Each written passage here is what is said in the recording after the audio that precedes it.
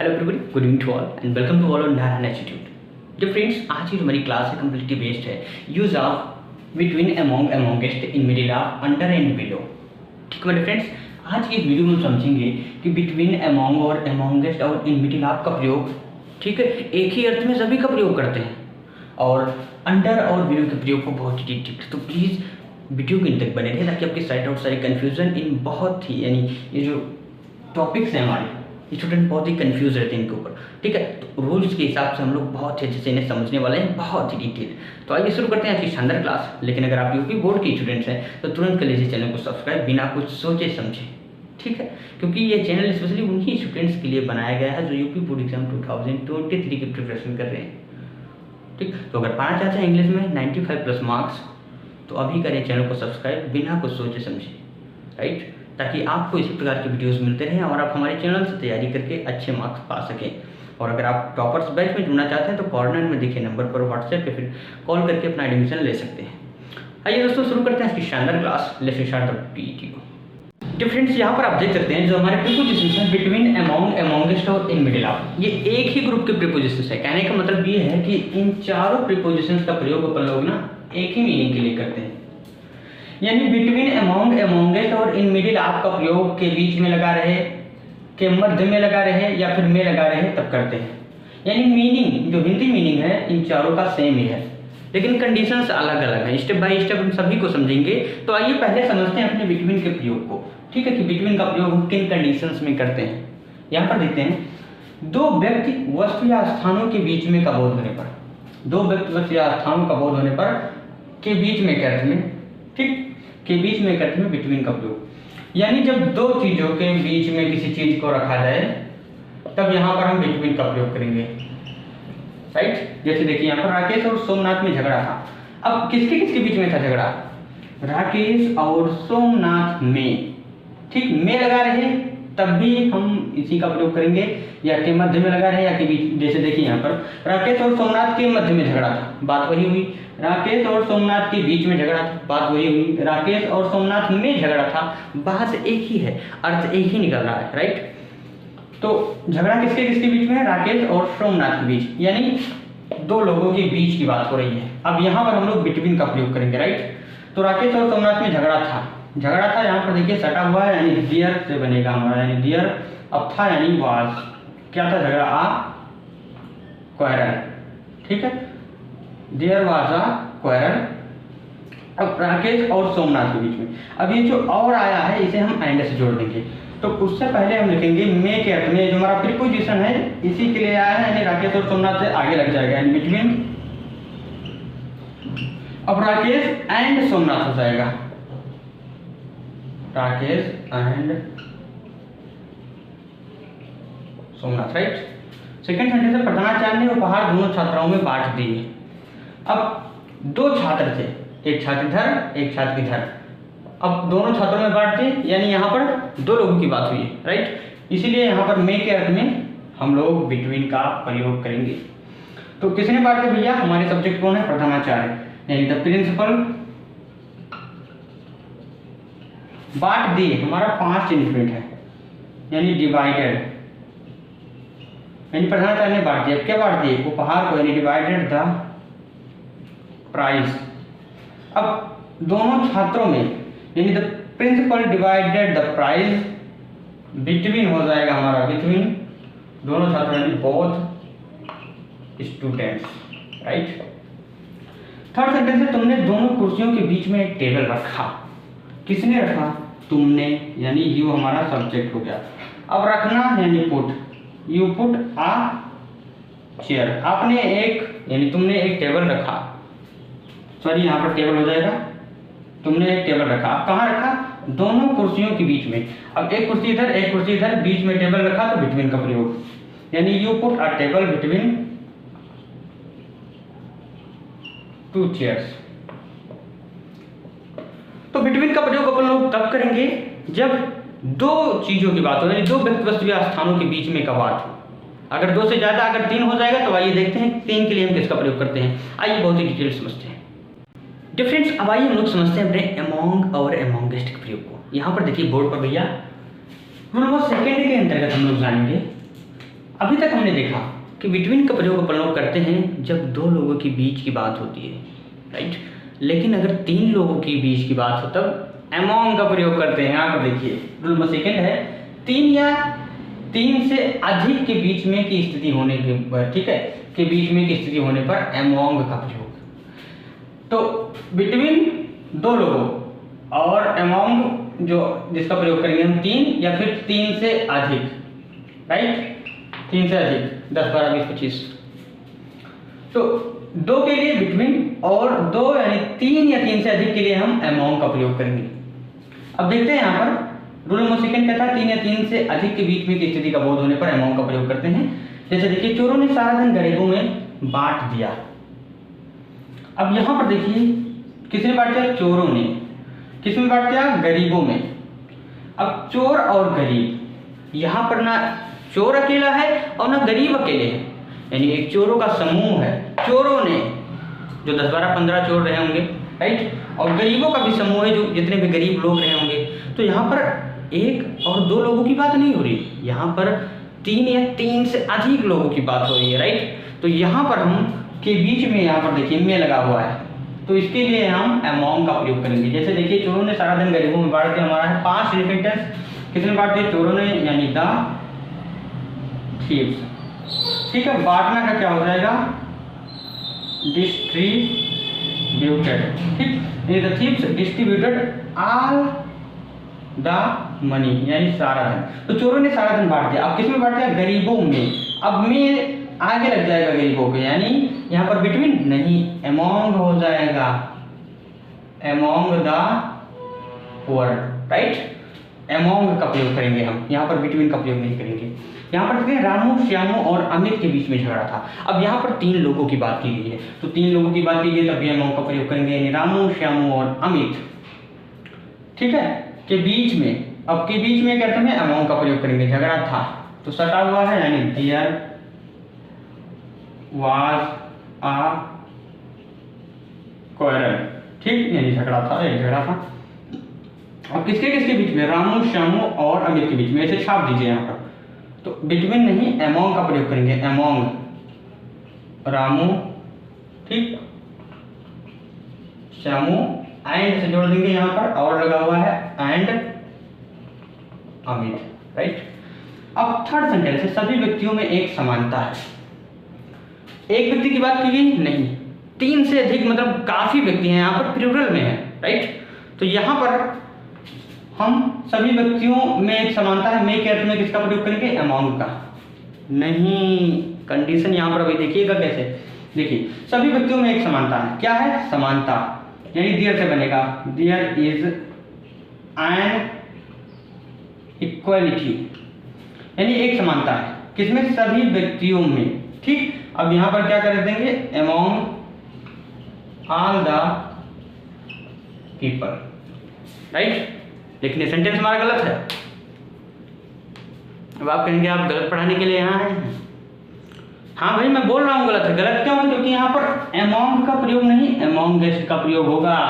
क्योंकि अमोंगेस्ट के जस्ट बाद जो शब्द आया है आल, इसमें जो हमारा ए है ये वॉवेल है, यानी जो रूल हमारा निकल कर आया वो क्या कह रहा है कि यदि, ठीक है, अमोंग के बाद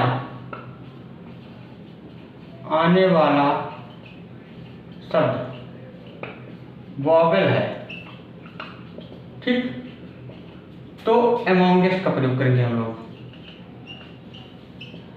अमोंगेस्ट का प्रयोग करेंगे।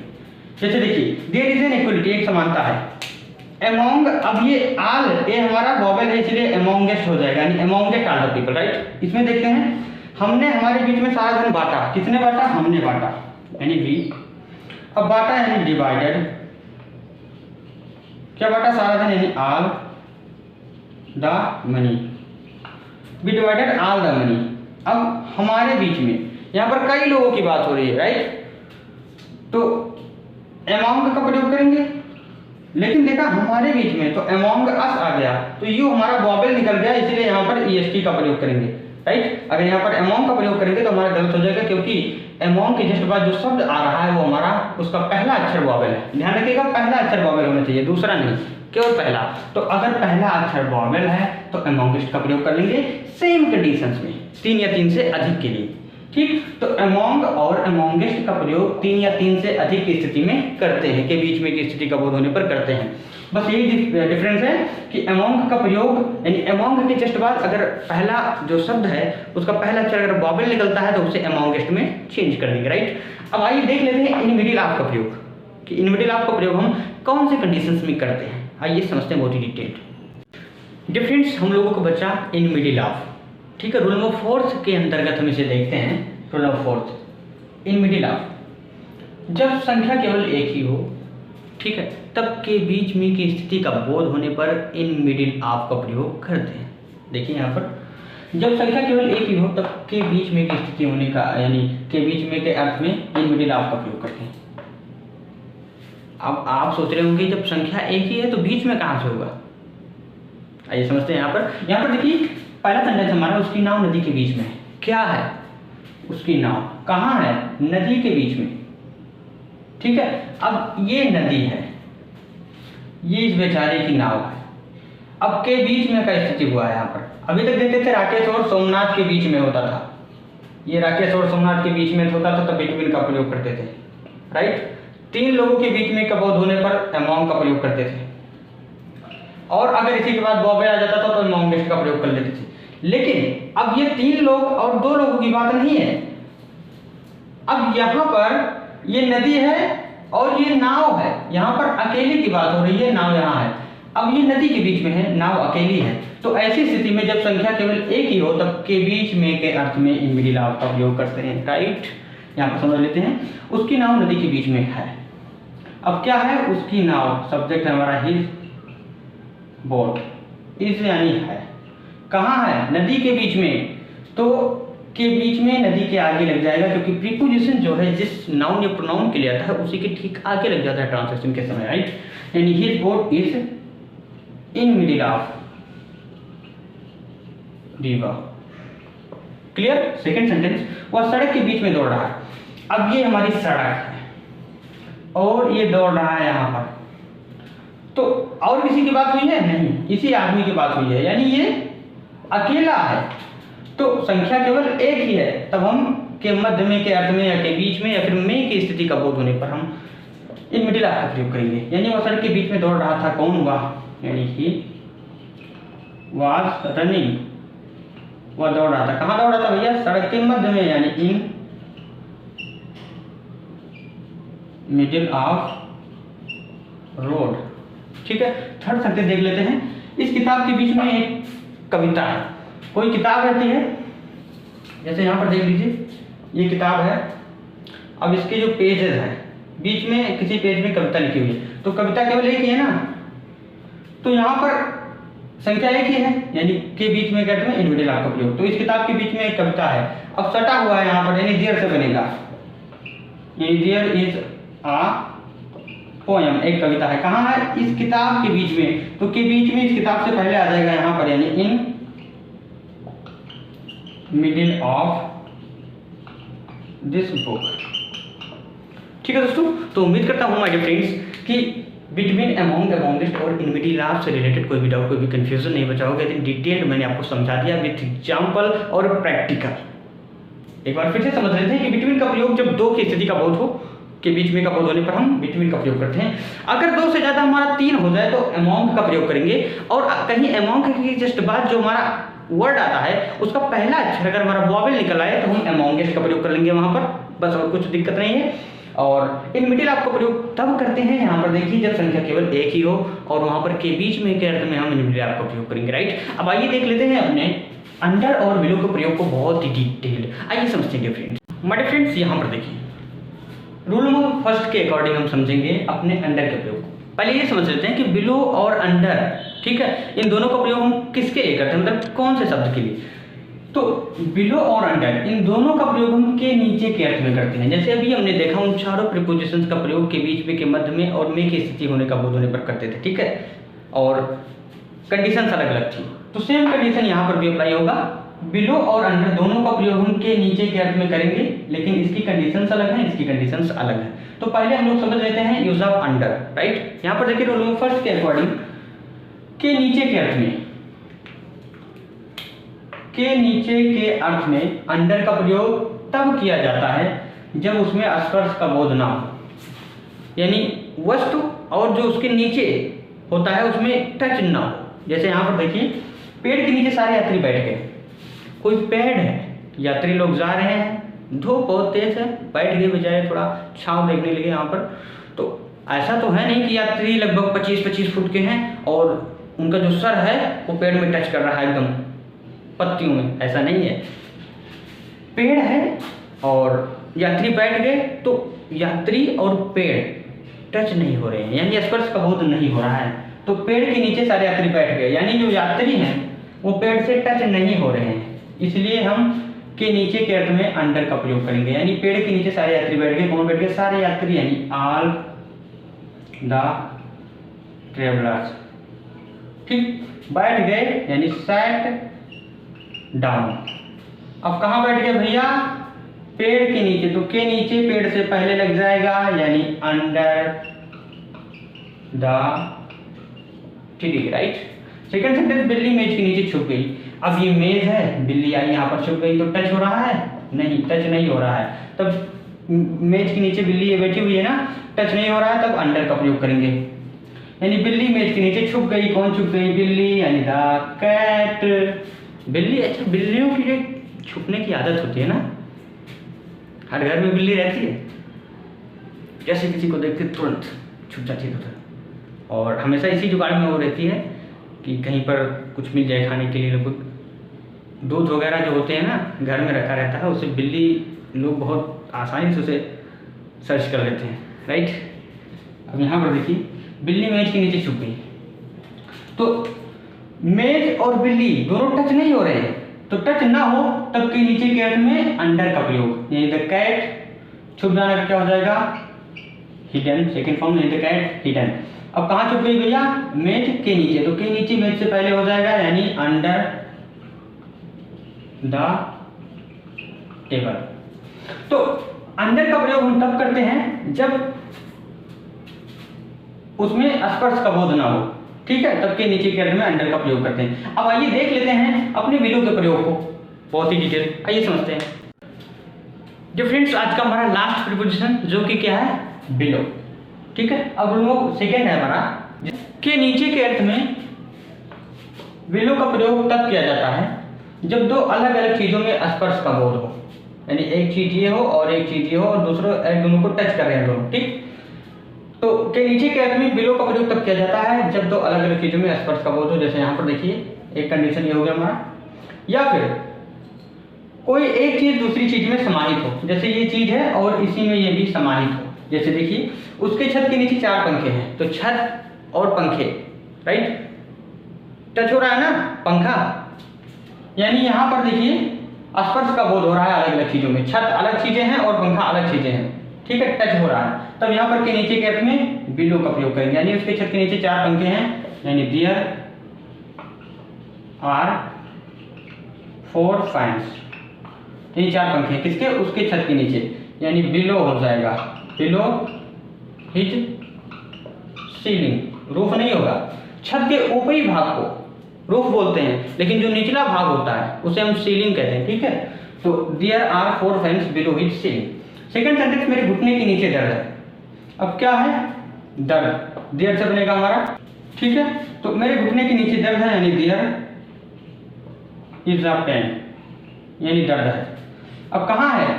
मेरे घुटने के नीचे, तो घुटना है, ठीक, पैर में घुटना है, मान लीजिए घुटना है। अब घुटने के नीचे तो सटा तो नहीं है, स्पर्श तो नहीं हो रहा है, लेकिन ये घुटने में ही समाहित तो है भाई, दर्द जो है घुटने में ही तो समाहित है, उसी पैर में ही तो समाहित है।